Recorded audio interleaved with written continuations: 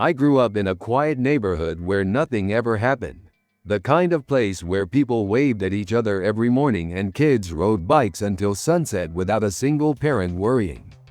Our house was 3 stories tall, old but well maintained, and it had one feature that would later become important: 2 windows facing the street.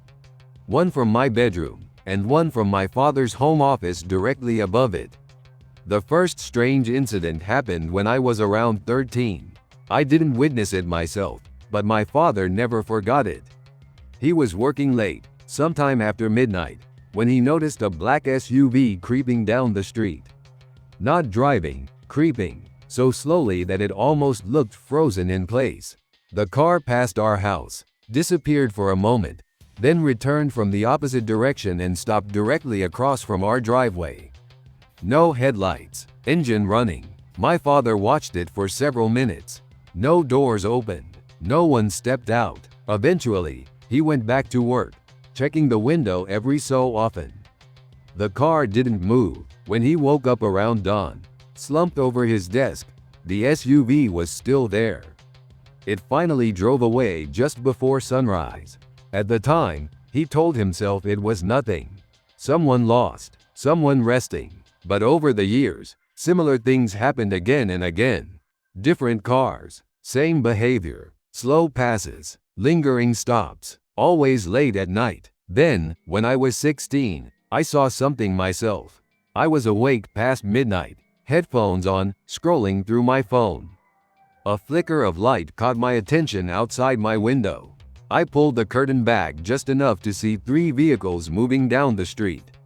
Each one had someone leaning out, shining a flashlight into houses.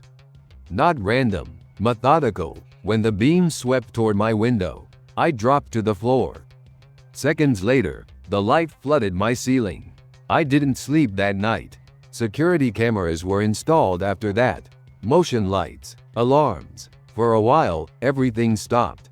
Until the camera was found, hidden in our backyard bushes. Small, battery-powered. No storage. Someone had been watching us from nearby.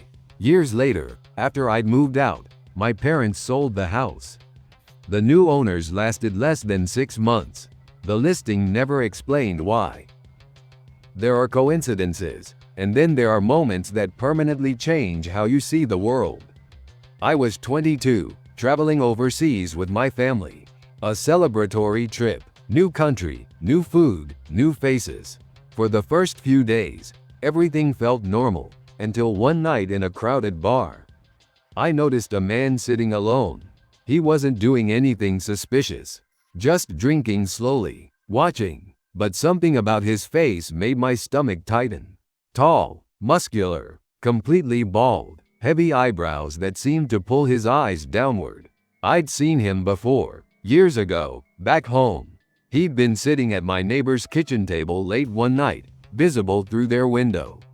When I noticed him, the curtains were closed immediately. Now he was here, thousands of miles away. Our eyes met. His expression didn't change, but mine must have. He stood up without finishing his drink and walked out. I followed him into the street. He was gone. A few days later, I saw him again. This time during the day. He was holding a professional camera, photographing landmarks, but every time I changed position, he adjusted his angle. Pointed toward us. That's when I told my parents everything. Every incident, every detail. They believed me more than I expected. We cut the trip short. Back home, nothing happened. No cars, no cameras, no signs. But sometimes, late at night, I still feel like someone is standing just out of view, watching, waiting. Not following us anymore, just checking in. When my parents went through a messy separation, they sent me to stay with a distant relative for a few weeks. My great-aunt owned a massive Victorian house in a small town.